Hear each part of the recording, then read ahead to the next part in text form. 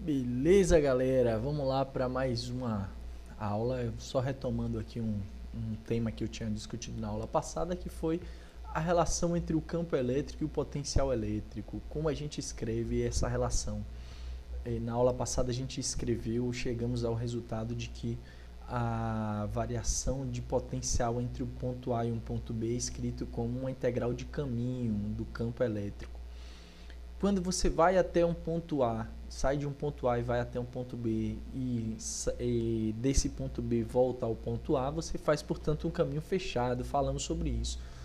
E como a energia que você entrega é igual à energia que você recebe, nesse caso a soma das energias é igual a zero, logo essa integral é igual a zero.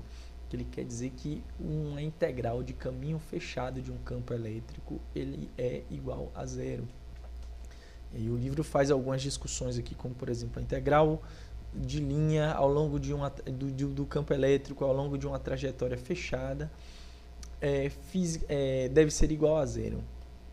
Ou seja, ele não realiza trabalho ao longo desse deslocamento, porque esse deslocamento é nulo. O deslocamento é diferente da trajetória que ele fez, né? Ele fala aqui sobre esse caminho, e esse caminho seria isso. Ele sai do ponto A, vai até o ponto B, e volta do ponto B até o ponto A. Independente do caminho dele, o lance aqui é deslocamento e não trajetória. Ele podia ter dado várias piruetas aqui na ida ou na volta, mas o que importa é o ponto de saída e o ponto de chegada, que nesse caso vai ser o mesmo, né, para um caminho fechado. E ele falou outra coisa aqui agora, que pelo teorema de Stokes você consegue escrever uma integral de caminho fechada como o rotacional desse campo ao longo da superfície formada por esse caminho fechado. Então, veja bem, esse caminho fechado ele forma uma superfície, e ao invés de você calcular agora o campo elétrico em torno dessa superfície, você calcula uma espécie de fluxo através dessa superfície, né? Onde esse fluxo é representado pelo rotacional do campo elétrico. Isso graças ao teorema de Stokes. E esse diferencial de superfície diz respeito à superfície que esse caminho fechado acaba de formar.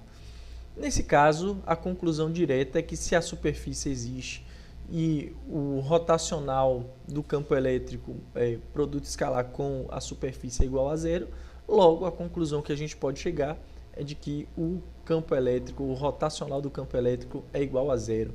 Portanto, chegamos à conclusão matemática que o campo elétrico é irrotacional, né? Porque ele é um campo conservativo. Essa é uma discussão que o livro traz aqui. Bom, ele dá algumas características pelo seguinte, olha.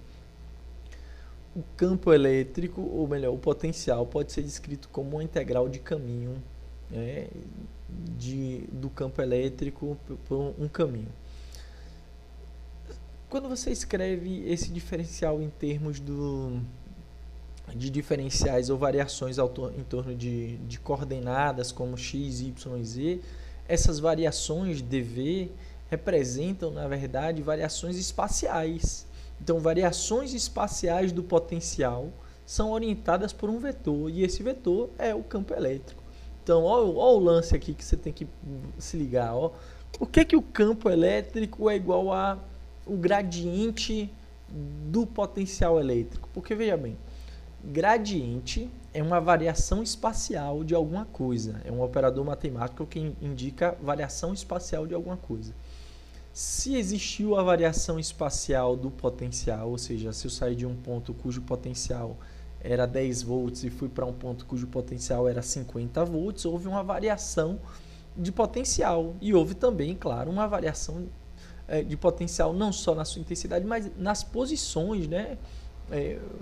Que na verdade é representado pela intensidade, né? Então, variar espacialmente um potencial é necessariamente variar o potencial espacialmente. E essa variação espacial é representada por um vetor, e esse vetor é um vetor campo elétrico, certo, galera? Eu também já discuti brevemente isso com vocês. Então, vou encerrar essa etapa daqui e vou discutir isso no Eu vou discutir esse exemplo na próxima videoaula.